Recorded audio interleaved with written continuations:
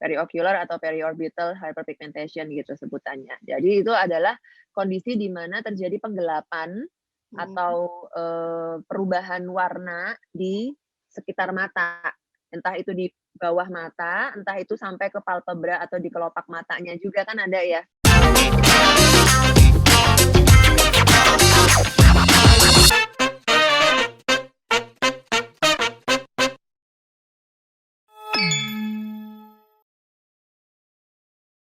Oke, tapi kini kita harus, berlanjut ke pertanyaan yang tentang mata panda nih, Dokter. Oke, Mhm mhm. karena kan banyak teman-teman yang request karena katanya gara-gara, nggak tidur, gara-gara kelelahan gitu, jadi Mhm mhm. kenapa ada mata pandanya Mata gitu. panda. Mhm. Oke, Ya ya. pertanyaan yang pertama nih, Dokter. Apakah yang Mhm. dimaksud dengan mata panda sih? Dan apakah mata panda ini bisa disebut periocular hyperpigmentation dalam istilah medis? Ya ya. Jadi, bahasa awam mungkin kita nyebutnya mata panda atau lingkaran gelap gitu ya, atau mata gelap kayak gitu kan, kantong mata, kadang ada yang bilang kayak gitu. Padahal ya ada sedikit perbedaan, cuman secara umum dalam, ilmu kesehatan kulit gitu, kita nyebutnya memang periorbital atau periocular hyperpigmentation gitu Mmm, kan.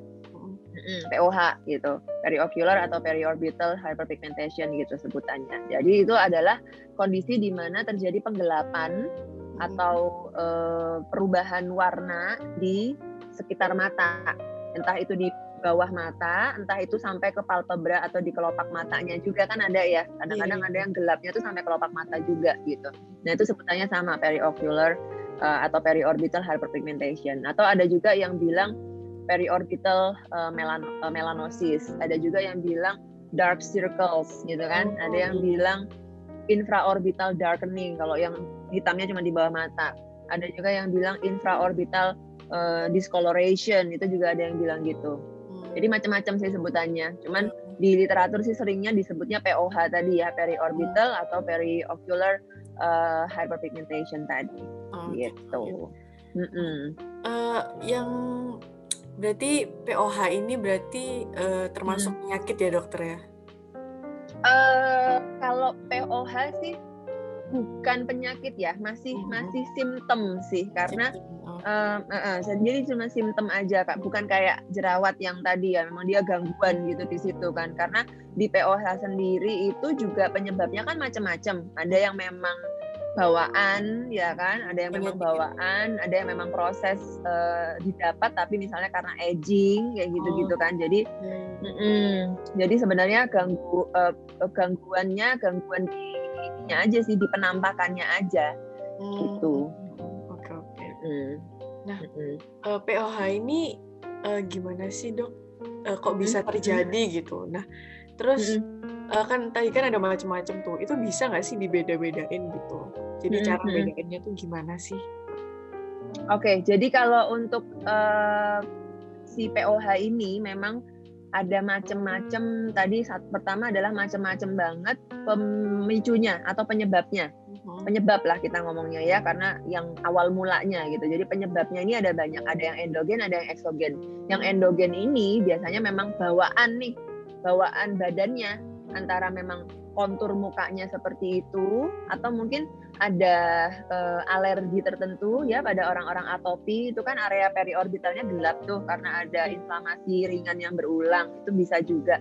Atau yang kedua memang ada ras tertentu gitu, Oh, ras-ras dari Timur Tengah gitu-gitu ya, atau keturunan dari sana. Itu kan memang secara struktur anatomis matanya lebih belok tapi celong gitu kan. oh, Sininya lebih gelap, periorbitalnya lebih gelap. Nah, itu kan memang bawaan, ya udah bawaan struktur, wajahnya ya, nggak bisa diapa-apain gitu. Kemudian yang dari eksogen itu misalnya memang ada alergi tertentu dengan, mhm, produk-produk dari luar nih, misalnya apa yang diolesin, ada yang alergi atau apa, itu bisa tuh bikin menggelap di bagian situnya. mmm, Atau mungkin memang, penuaan, proses penuaan gitu. Makin tua gitu kan, kemudian ada, kulitnya kendor, ada excess skin-nya, atau mungkin lemaknya jadi agak nonjol ke depan, itu kan kadang, orang nyebut gelap tapi kantong mata gelap gitu ya, ada yang bilang gitu ya, ada yang kantong mata kayak gitu-gitu. Nah itu dari situ juga bisa gitu. Kemudian kalau untuk cara membedakan ya waktu munculnya ya, kalau munculnya emang dari kecil, dari dulu ya kemungkinan itu memang bawaan gitu kan. Atau kalau misalnya munculnya dulu nggak ada nih, tapi mungkin makin tambah usia kok muncul ya, memang mungkin agingnya gitu, faktor penuaannya gitu. Atau mungkin faktor aktivitas sehari-hari, begadang terus misalnya, atau lihat layar terus kayak gitu-gitu kan juga berpengaruh ya. Gitu. Oh ya, baik dokter. Jadi tergantung ya sama endogen atau eksogennya gitu. Ya, Gitu. Oke dokter. Nah, untuk selanjutnya itu tadi kan udah ada macam-macamnya gitu ya dokter. Nah, untuk faktor yang kira-kira bisa nimbulin atau memperburuk justru hyperpigmentation itu kira-kira apa aja sih selain penyebabnya tadi itu? Kalau untuk yang memperburuk sebenarnya tergantung dari ininya ya, tipe yang mana nih hiperpigment POH-nya gitu. Karena POH ini kan bisa kita bagi menjadi beberapa macam ya. Ada yang pigmented itu biasanya gelap ya, kecoklatan atau hitam ya gitu di sekitar mata gitu. Kemudian yang kedua itu yang penyebabnya vaskuler. Penyebabnya vaskuler itu warnanya biasanya bukan gelap tapi lebih kayak ungu-ungu pink gitu.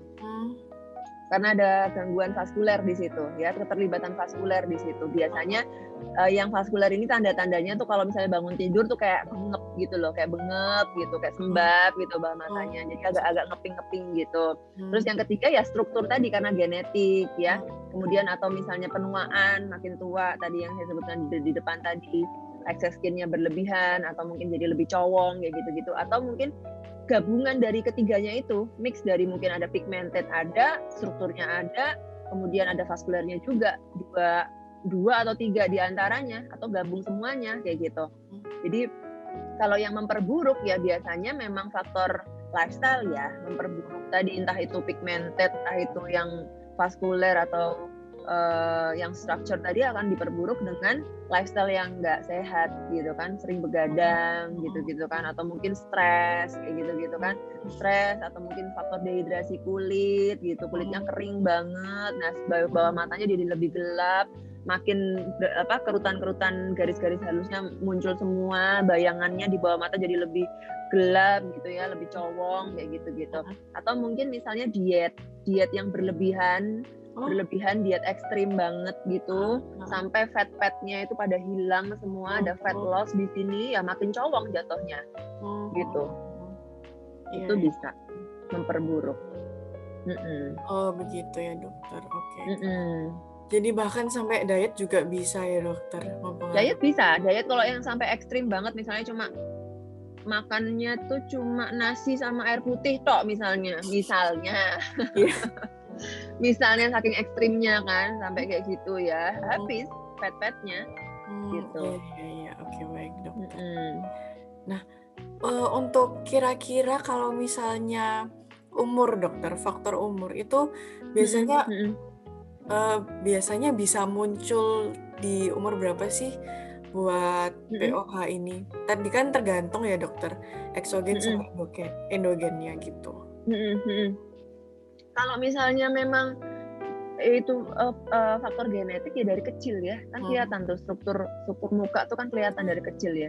Dari kecil memang bawaannya, kontur mukanya tuh bawah matanya memang lebih cowong, itu kan udah kelihatan biasanya. Gitu. Kalau yang kayak eksogen gitu, kalau misalnya mungkin kalau misalnya kita nih mahasiswa atau SMA gitu, udah mulai tidurnya nggak teratur, lifestyle-nya nggak teratur juga, itu bisa kayak langsung ada gitu ya dokter? Maksudnya mungkin nggak langsung ya, kan itu kan perlahan-lahan ya, bukan yang hari ini begadang terus besok langsung cowong gitu kan, nggak juga ya, atau hari ini begadang besoknya langsung ada dark circle gitu kan, nggak juga gitu. Biasanya itu karena sudah terjadi berulang gitu kan, baru muncul gitu. Oh begitu ya dokter, oke dokter. Nah, untuk caranya untuk menghilangkan atau mengobatinya tuh gimana dokter untuk POH ini?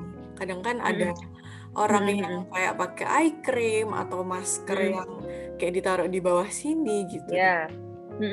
Jadi kalau pertama, kalau untuk mengatasi itu harus lihat dulu ini yang mana gitu.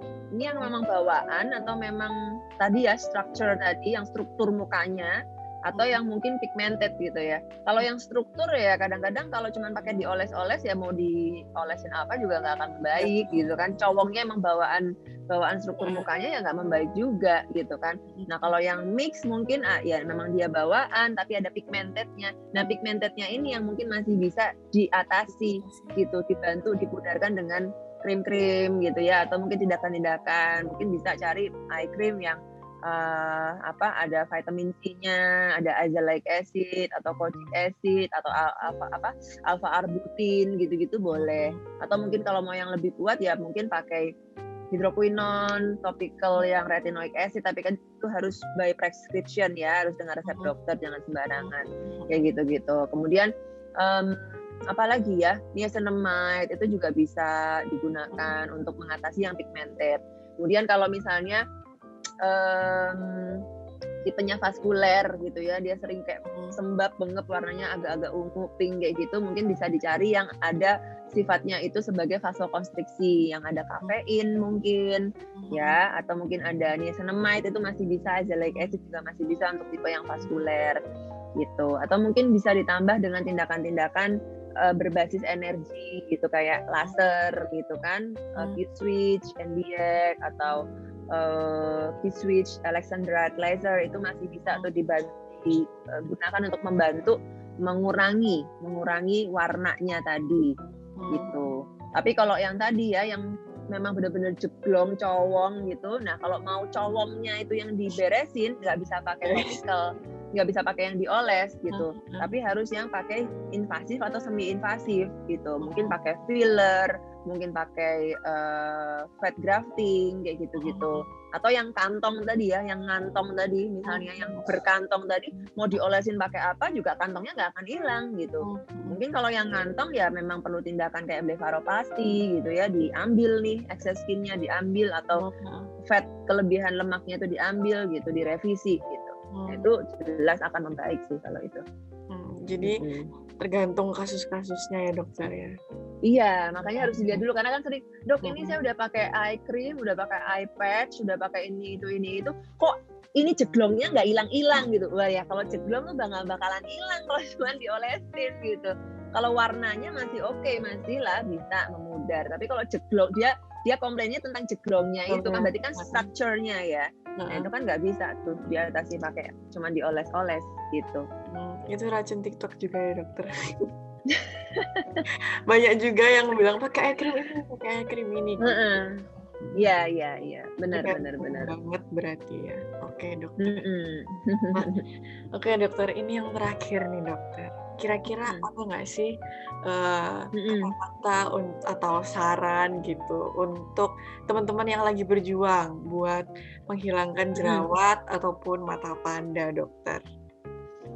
Oke, untuk jerawat yang pertama tadi, kenali dulu ini derajat yang mana jerawatnya supaya tepat jalan yang diambil gitu. Jadi misalnya nih teman-teman udah nyoba pakai produk OTC, udah dicoba nih, tapi tidak ada perbaikan, udah gonta-ganti sampai bertahun-tahun, sampai semua merek dicoba, sampai segala semua racun TikTok, ini bagus, dibeli semuanya, tapi nggak membaik juga. Nah itu udah waktunya harus ke dokter kulit gitu kan, berarti yang dipakai selama ini nggak tepat untuk ngontrol jerawatnya gitu. Kemudian yang kedua, untuk yang jerawat ya, evaluasi lifestyle ini penting nih, karena pilar untuk membereskan jerawat atau pilar untuk kita bisa menuju bebas jerawat dalam tanda kutip itu ada 3. Skincare-nya harus benar, obat jerawatnya harus kuat sesuai sama derajat keparahan jerawatnya. Kemudian yang terakhir adalah lifestyle-nya harus sehat gitu. Percuma kalau cuman skincare-nya bener, obatnya udah kuat tapi lifestyle-nya nggak sehat ya, nanti hilang timbul kayak yoyo aja jadinya efeknya kan, membaik bentar muncul, nggak selesai gitu. Jadi semuanya harus ada semua tuh pilar-pilarnya. Kemudian untuk yang periorbital hyperpigmentation ya, yang pertama kenali dulu nih ini yang mana gitu kan. Kalau memang tipenya yang pigmented atau vaskuler masih bisa lah pakai tadi ya, eye patch, eye cream gitu boleh. Tapi kalau misalnya memang memang struktur kontur mukanya yang membuat kita itu jadi ada gelap, ada cowongnya tadi, ya memang nggak bisa pakai yang dioles. Tindakannya tadi perlu invasif tadi, antara filler, fat grafting, atau mungkin koreksi pakai blefaroplasti kalau misalnya itu kantong mata jendol gitu. Itu sih. Oke, baik dokter. Oke, terima kasih dokter untuk sarannya. Saya juga lagi jawaban, jadi sangat terima kasih dokter atas sarannya. Semoga mencerahkan ya. Iya, terutama buat teman-teman ini yang benar-benar request banget nih ngomongin tentang jerawat dan mata panda juga ini. Iya. Oke dokter. Oh baik dok, terima kasih luar biasa banget. Hari ini kita banyak sekali hal-hal baru dan ilmu baru yang terutama saya dan juga teman-teman Sobat Medika yang nonton ini, ilmu baru yang kita pelajari. Dari jerawat dan mata panda ini yang di-request terutama dari Sobat Medika ini, semuanya udah kita kupas tuntas ya dok kali ini. Oke. Seru banget juga kita bisa bertemu dan menyapa dan bincang-bincang sama Dokter Mita. Makasih dokter. Terima kasih banyak Monica dan teman-teman semua. Mudah-mudahan yang sedikit ini bisa bermanfaat gitu ya.